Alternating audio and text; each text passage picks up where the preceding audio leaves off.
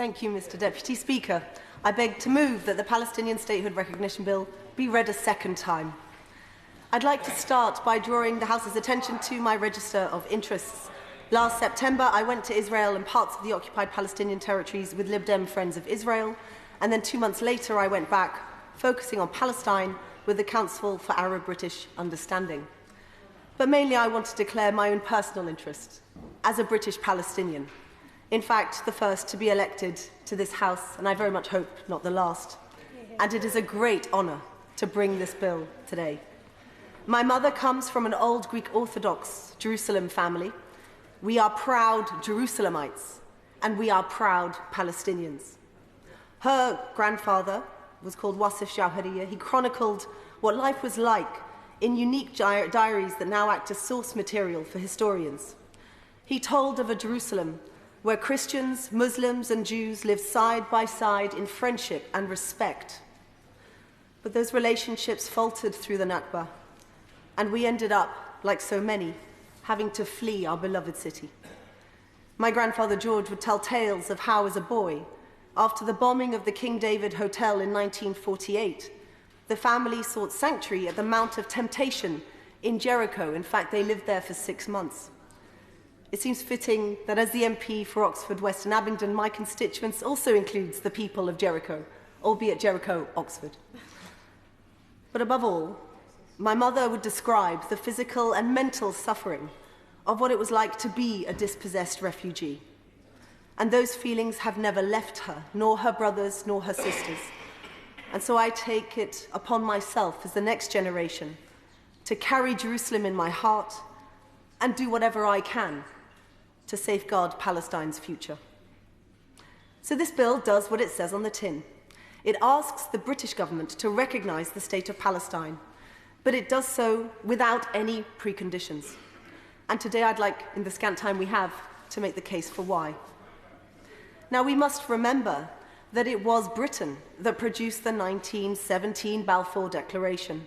And you'll recall, Mr. Deputy Speaker, that Balfour spoke of a national homeland for the Jews in Palestine, but he also spoke about safeguarding the civil and religious rights of the non-Jewish communities. It was, however, silent on the Palestinian political rights question.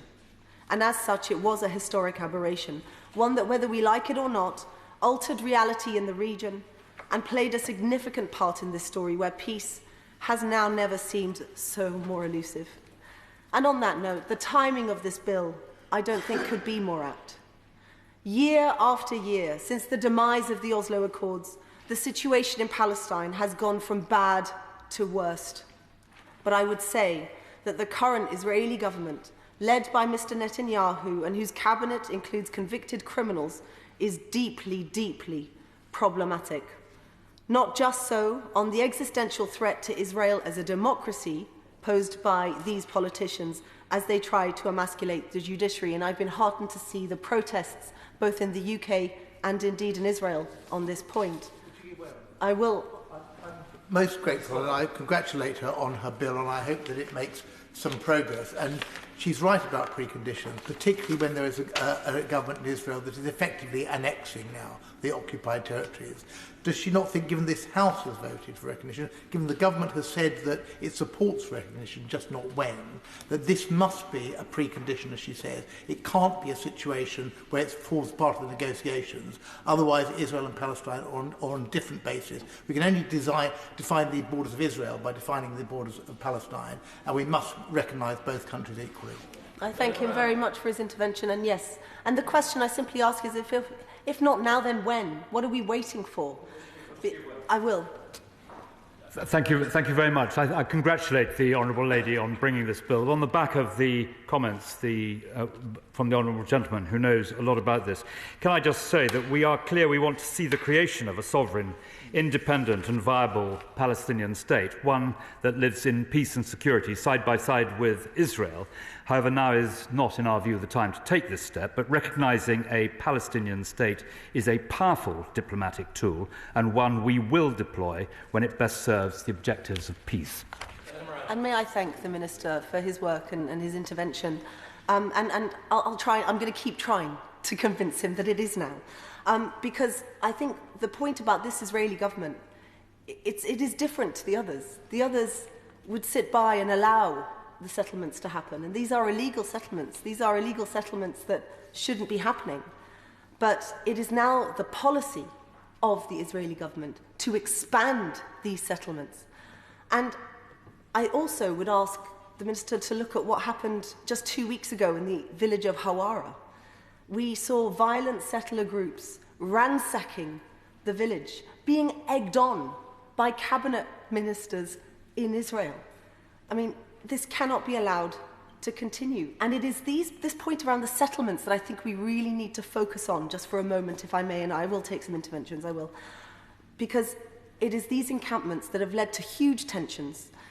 And Palestinian people, and I would say especially young people, are increasingly despondent and desperate. The settlement proliferation acts like a woodworm. It's riddling the foundations of any peace process and any viable Palestinian state. And I would say the international community, frankly, sits on its hands. We have occasional condemnation. But my question to this government and others is, what are you actually going to do about it? It is no longer enough to just tweet about it. We have to do something. So some ask me, yes, I will take very quickly an intervention.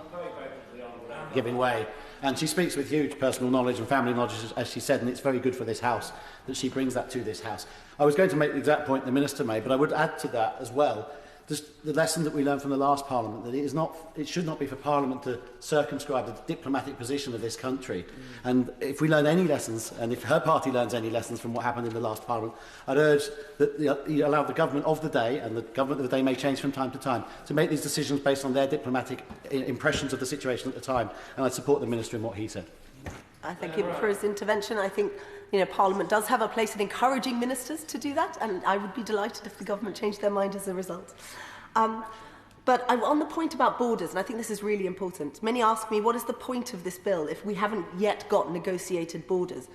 Well, I'd say to them, firstly, I mean, this equally applies to Israel, because these are also Israel's borders, and that hasn't stopped us from recognising the state of Israel. But more importantly, and this is the most important thing, what this bill does is it offers that most precious thing, hope.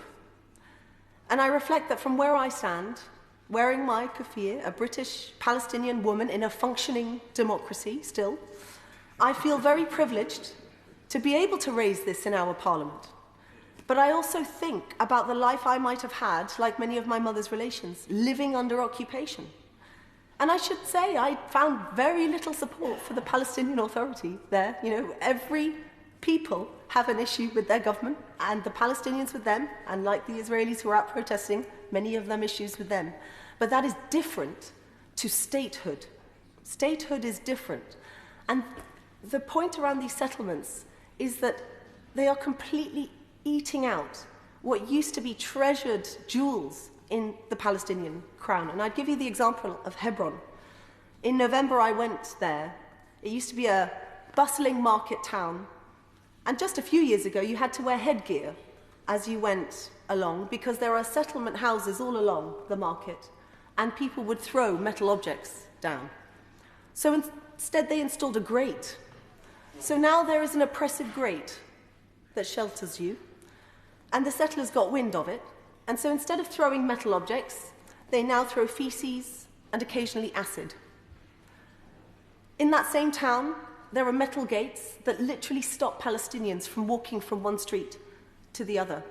And I think back to the 40s, and I look at the pictures now, and it reminds me of some kind of dystopian, impoverished country. And just at the other side is Tel Aviv, which is mightily prospering. And I want to make it clear, I don't begrudge Israel for its success. And I've said in this House before, and I will say it again, I'm a daughter of Palestine, but I am also a friend of Israel. But what is the point of a friendship if we are not occasionally critical? And with every friendship, there must also be boundaries. So this bill urges the government to set some.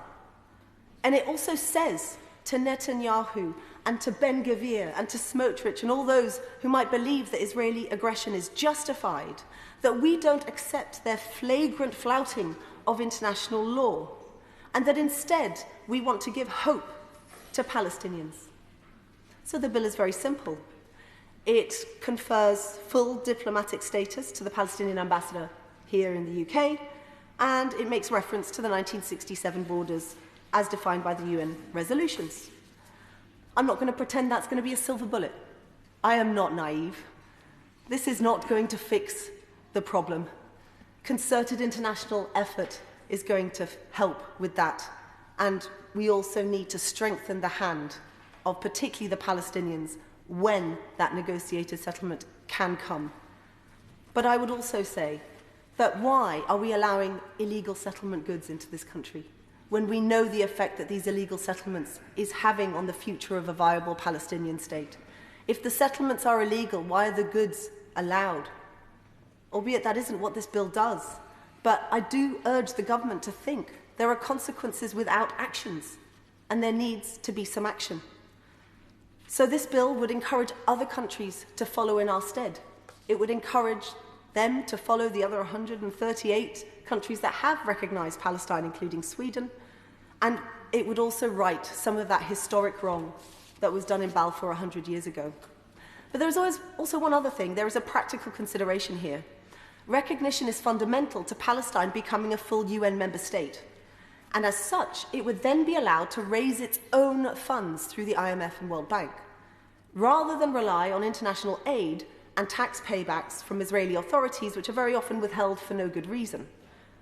Now, of course, UN membership needs Security Council backing, but imagine if we recognised Palestine and the effect that might have, particularly on America, its closest ally.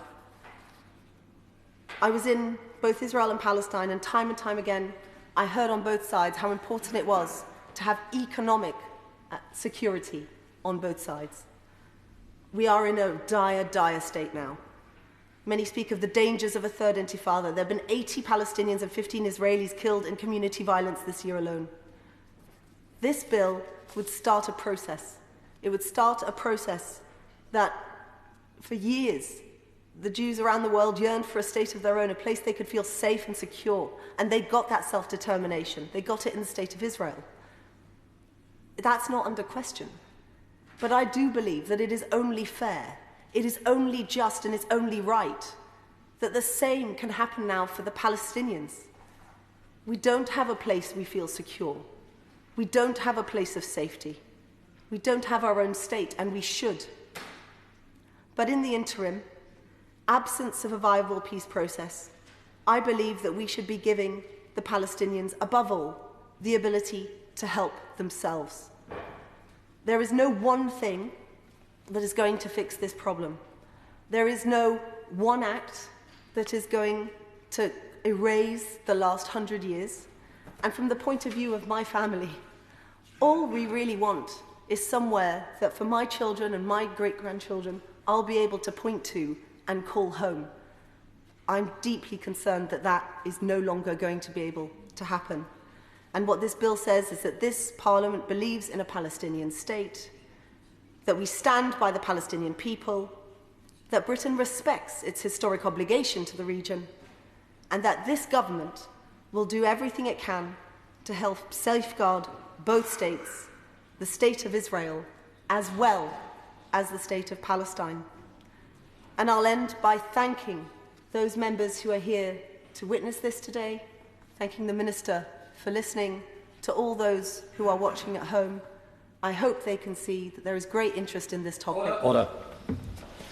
Second reading what day? Friday the 24th of November. Second reading on Friday the 24th of November.